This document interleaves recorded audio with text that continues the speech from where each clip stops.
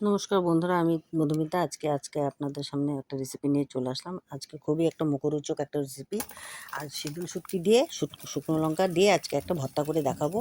প্রথমে আমি 5টা সিদুল শুটকিকে আমি পুড়িয়ে নিচ্ছি, আর এটাকে আমি এপিট ওপিট করে ভালো করে পুড়িয়ে নিলাম বন্ধুরা, যাতে কাঁচা গন্ধটা না থাকে। পুড়িয়ে নেওয়া আমার হয়ে গেছে, এবার আমি নামিয়ে নেব। চাপা শুটকি, এটাকে চাপা শুটকিও বলে।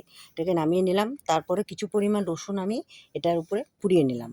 রসুন আর শুটকিটা আমার পোড়ানো হয়ে গেছে, এটাকে আমি জলে ধুয়ে নিলাম। তারপর শিলপাটার মধ্যে আমি দিয়ে দিলাম চাপা শুটকিটাকে, মানে সিঁদুর শুটকি যেটাকে বলে সেটাকে চাপা শুটকি বলা হয়।